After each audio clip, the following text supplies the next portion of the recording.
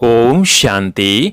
आज 15 नवंबर 2021 की साकार मुरली। आज बाबा ने कहा, मीठे बच्चे, बाप द्वारा जो नॉलेज मिली है वो बुद्धि में कायम रखनी है। सवेरे सवेरे उठ सौदर्शन चक्रधारी बन विचार सागर मंथन करना है। आज का प्रश्न है, इस ईश्वरीय पढ़ाई का लॉ अर्थात कायदा कौन सा है, उसके लिए कौन सा डायरेक्शन मिला हुआ है। उत्तर, इस ईश्वरीय पढ़ाई का लॉ है नियमित पढ़ना, कभी पढ़ना कभी न पढ़ना। यह लॉ नहीं है। बाबा ने पढ़ाई के लिए बहुत प्रबंध दिए हैं। पढ़ाई अर्थात मुरली यहाँ से पोस्ट में जाती है। 7 दिन का कोर्स लेकर कहाँ भी पढ़ सकते हो। पढ़ाई कभी मिस नहीं करनी है। गीत है ओम नमः शिवाय। ओम शांति। बच्चे जो यहाँ बैठे हैं वो रचयिता और रचना के आदि मध्य अंत अथवा सौदर्शन चक्र को याद करते हैं। बाप ने बच्चों को नॉलेज दी है कि सौदर्शन चक्रधारी बनो। तुम ब्राह्मण बच्चों का उद्देश्य है सौदर्शन चक्रधारी बनना। मूल वतन, सूक्ष्म वतन, स्थूल वतन, यह 84 जन्मों के चक्र को बुद्धि में रखना है।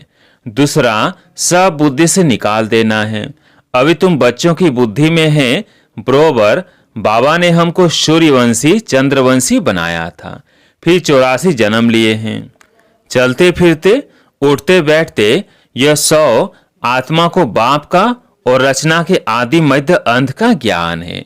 अभी तुमको शिव बाबा ने शूद्र से ब्राह्मण बनाया है। बाबा ने समझाया है तुम 84 जन्मों के चक्कर की बाजी कैसे खेलते हो। पहले पहले हम ब्राह्मण हैं। हम ब्राह्मणों को रचने वाला ब्रह्मा द्वारा शिव बाबा है। रचता और रचना के ज्ञान से ही तुम सौदर्शन चक्रधारी बनते हो। यह नॉलेज बुद्धि में कायम रखनी है। सुबह को उठकर सौदर्शन चक्रधारी बन बैठ जाना चाहिए। हमने अपने 84 जन्मों के चक्र को जान लिया है। हम सब आत्माओं का रचयिता बाप एक है। कहते भी हैं हम सब भाई भाई हैं। हमारा बाप वो निराकार परम पिता परमात्मा है, परम धाम में रहने वाला है। हम भी वहाँ रहते थे। वो हमारा बाबा है। बाबा अक्षर बहुत लवली है। शिव बाबा के मंदिर में जाकर कितनी पूजा करते हैं, बहुत याद करते हैं। बाप कहते हैं मैं तुमको मनुष्य देवता तुच्छ बुद्धि से स्वच्छ बुद्धि बनाता हूँ। तुच्छ बुद्धि अर्थात शुद्ध बुद्धि से स्वच्छ बुद्धि बनाया था, अर्थात उच्च बुद्धि पुरुषोत्तम बुद्धि बनाया था। सभी पुरुष स्त्री इन लक्ष्मी नारायण को नमन करते हैं, परंतु यह नहीं जानते यह कौन है, कब आए, क्या किया। बाप ने समझाया है यह भारत अविनाशी खंड है, क्योंकि अविनाशी बाप परम पिता परमात्मा की भी जन्म भूमि है।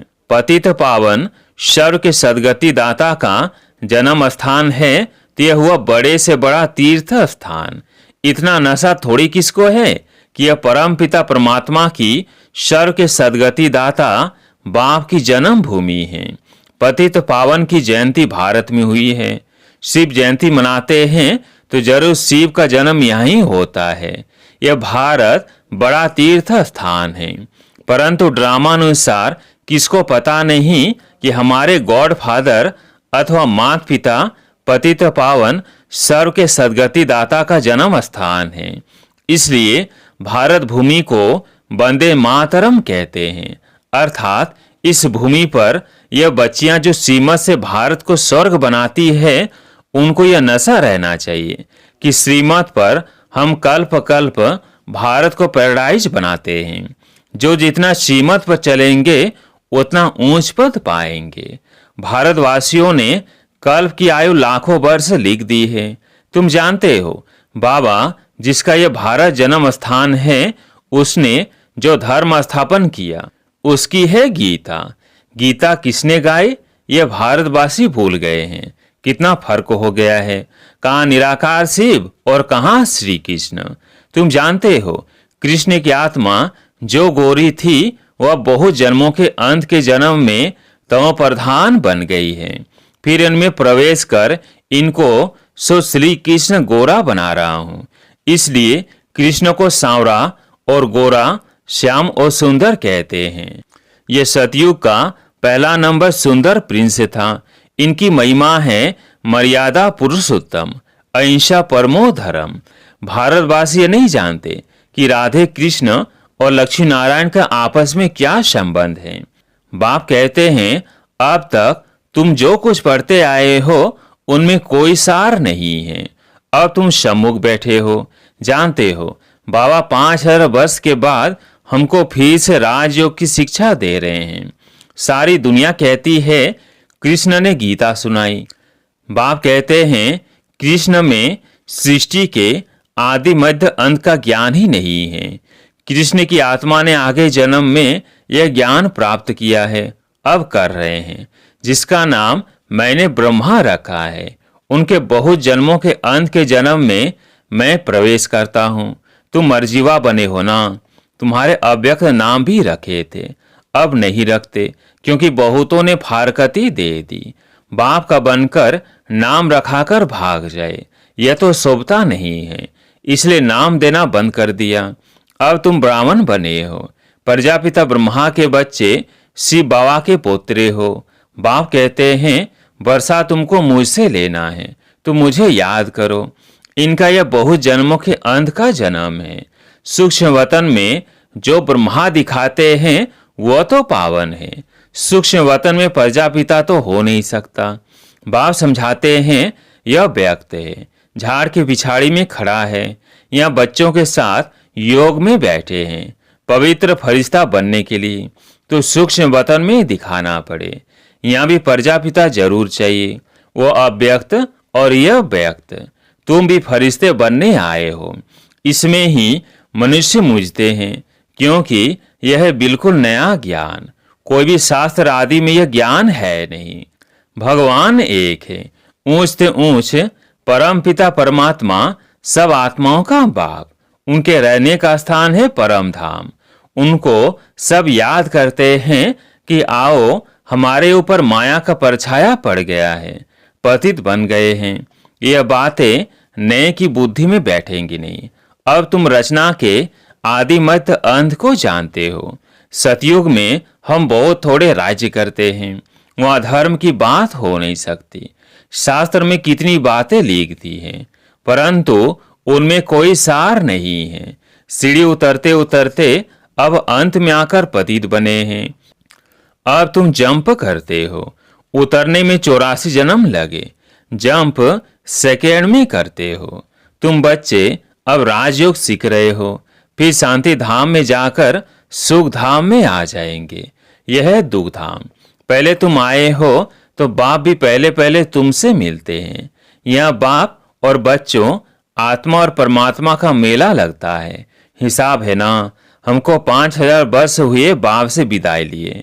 पहले पहले स्वर्ग में पाठ बजाया, वहां से पाठ बजाते बजाते तुम नीचे उतरते आए हो। अभी तुम बाप के पास आ गए हो, बाकी थोड़े बहुत जो होंगे वह भी आ जाएंगे। फिर तुम्हारी पढ़ाई खत्म हो जाएगी, सबको यहाँ आना है। वहाँ जब खाली हो जाएगा फिर बाबा सबको ले जाएगा। ये समझने की बातें हैं, पढ़ना है। स्कूल में कभी जाना कभी ना जाना यह लॉ नहीं है। बाबा ने पढ़ाई के लिए बहुत प्रबंध भी की है, नहीं तो कभी भी किसके पास पढ़ाई पोस्ट में नहीं जाती है। यह बेहद बाप की पढ़ाई पोस्ट में जाती है। कितने कागज छपते हैं, कहाँ कहाँ जाते हैं। 7 दिन का कोर्स लेकर फिर कहाँ भी पढ़ते रहो। इस समय सभी आधा कल्प के रोगी हैं, इसलिए 7 रोज भट्टी में रखना पड़ता है। यह 5 विकारों की बीमारी सारी दुनिया में फैली हुई है। सतयुग में तुम्हारी काया निरोगी थी, एवर हेल्दी एवर वेल्दी थे। अब तो क्या हाल हो गया है। यह सारा खेल भारत पर है। तुमको 84 जन्मों की अब स्मृति आई है। कल्प कल्प तुम ही सौदर्शन चक्रधारी बनते हो और चक्रवर्ती राजा भी बनते हो। यह राजा स्थापन हो रही है, इसमें नंबरवार पद होंगे। प्रजा भी अनेक प्रकार की चाहिए। दिल से पूछना चाहिए कि हम कितनों को आप समान सौदर्शन चक्रधारी बनाते हैं। जितना जो बनाएगा वही ऊंच पद पाएगा। तुमको बाप माया से युद्ध करना सिखलाते हैं, इसलिए इनका नाम युधिष्ठिर रख दिया है। माया पर जीत पाने की युद्ध सिखलाते हैं। युधिष्ठिर और धृतराष्ट्र भी दिखाते हैं। गाया भी जाता है, माया जीते जगत जीत। कितना समय तुम्हारी जीत कायम रही, फिर हार कितना समय खाते हो, यह भी तुम जानते हो। यह जिस्मानी युद्ध नहीं है, न देवताओं और असुरों की युद्ध है, न कौरवों और पांडवों की युद्ध है। झूठी काया झूठी माया, यह भारत झूठखंड है। सचखंड था। जब से रावण राज्य शुरू हुआ तब से झूठखंड बन गया। ईश्वर के लिए कितना झूठ बोलते हैं, कितना कलंक लगाते हैं। कलंगी अवतार भी गाया हुआ है। सबसे जास्ती कलंक बाप पर लगते हैं। उनके लिए कहते कच्छ मच्छ अवतार। पत्थर भीतर में ईश्वर को कितनी गाली देते हैं। क्या यह सभ्यता है? अभी तुमको रोशनी मिली है। तुम जानते हो बाप हमको रचता और रचना के आदि मध्य अंत का राज समझा रहे हैं, जो और कोई नहीं जानते। बाप ही सदगति दाता है। बाबा के ज्ञान से सबको सदगति होती है। बाकी जो खुद ही दुर्गति में है वो कैसे औरों की सदगति करेंगे। तुमको आकर राजाओं का राजा बनाता हूँ। तुम ही पवित्र पूज्य थे, अब आकर पुजारी बने हो। पवित्र राजाओं की अपवित्र राजाएं पूजा करते हैं। सतयुग में डबल सिरताज थे। भिखारी राजा होते हैं तो सिंगल ताज रहता है, वो भी महाराजा महारानी। परंतु पवित्र को अपवित्र जाकर माथा टेकते हैं। वो भारतवासी पवित्र प्रवृत्ति मार्ग वाले, वही भारतवासी पतित प्रवृत्ति मार्ग वाले बनते हैं। अब बाप कहते हैं तुम्हारा इस मृत्यु लोक में अंतिम जन्म है। अभी मैं आया हूं तुमको फिर से सतयुग में ले जाने। यह मुसलों की लड़ाई 5000 वर्ष पहले भी लगी थी। यह पुरानी दुनिया खलास होनी है। बाप समझाते हैं गृहस्थ व्यवहार में रहते कमल फूल समान बनना है। कमल फूल समान तुम ब्राह्मण बनते हो, परंतु यह निशानी विष्णु को दे दी है, क्योंकि तुम सदैव एक रस नहीं रहते हो। आज कमल फूल समान बनते 2 वर्ष के बाद पतित बन पड़ते हैं। तुम्हारा यह सर्वोत्तम कुल है। तुम ब्राह्मण चोटी हो, फिर पुनर्जन्म लेते लेते देवता क्षत्रिय वैश्य शूद्र बनते हो। शूद्र से फट से देवता थोड़ी बनेंगे। ब्राह्मण चोटी तो चाहिए। अब ब्राह्मणों को बाबा पढ़ा रहे हैं, जैसे बाबा को फारकती थोड़ी देनी चाहिए। बाबा कहते हैं आश्चर्यवत मेरा बनंती सुनंती, फिर भी भागंती हो माया के बनंती। ट्रेटर बनंती, मेरी निंदा करवानती। उसको कहा जाता है सदगुरु का निंदक स्वर का ठोर न पावंती। बाकी वो भक्ति मार्ग के गुरु हैं, वे कोई सदगति दाता नहीं है। सभी आत्माओं का बाप टीचर गुरु एक ही निराकार बाप है। वही सब का उद्धार करने आया है। आगे चलकर समझेंगे, फिर टू लेट हो जाएंगे। वो फिर अपने ही धर्म में चले जाएंगे। श्रेष्ठ से श्रेष्ठ है देवता धर्म, उनसे भी ऊंच तुम ब्राह्मण हो जो बाप के साथ बैठे हो। तुमको पढ़ाने वाला विचित्र और विदेही है। बाप कहते हैं मुझे देह नहीं है, मुझे कहते हैं शिव। मेरा नाम बदल नहीं सकता और सबके शरीरों के नाम बदली होते हैं। मैं हूँ परमात्मा, मेरी जन्म पत्री कोई निकाल नहीं सकता। जब बेहद की रात होती है तब मैं आता हूँ दिन बनाने। अब है संगम, इन बातों को अच्छी तरह समझकर फिर धारण करना चाहिए, स्मृति में लाना चाहिए। यहाँ तुम बच्चे आते हो फुर्सत मिलती है, यहाँ तुम बच्चे आते हो फुर्सत मिलती है। विचार सागर मंथन यहाँ अच्छा कर सकते हो। अच्छा, मीठे मीठे सिकिलधे बच्चों प्रति माता पिता बाप दादा का याद प्यार और गुड मॉर्निंग। रूहानी बाप की रूहानी बच्चों को नमस्ते। हम रूहानी बच्चों की रूहानी बाप दादा को याद प्यार गुड मॉर्निंग नमस्ते नमस्ते। धारणा के लिए मुख्य सार। पहला पॉइंट, सर्वोत्तम कुल की स्मृति से गृहस्थ व्यवहार में रहते कमल फूल समान पवित्र बनना है। दूसरा पॉइंट, कभी भी सदगुरु की निंदा नहीं करानी है। सीमत पर भारत को स्वर्ग बनाने की सेवा करनी है। स्वदर्शन चक्रधारी बनना और बनाना है। जब भी फुर्सत मिले तो विचार सागर मंथन जरूर करना है। आज प्यारे मीठे बाबा का वरदान, बाप दादा के कर्तव्य को अपना निशाना बनाने वाले मास्टर मर्यादा पुरुषोत्तम भव। बाप दादा के कर्तव्य को अपना निशाना बनाने वाले मास्टर मर्यादा पुरुषोत्तम भव। कहा जाता है अपनी घोट तो नशा चढ़े, दूसरे की कमाई में कभी भी आंख नहीं जानी चाहिए। दूसरे के नशे को निशाना बनाने के बजाय बाप दादा के गुण और कर्तव्य को निशाना बनाओ। बाप दादा के साथ अधर्म विनाश और सत धर्म की स्थापना के कर्तव्य में मददगार बनो।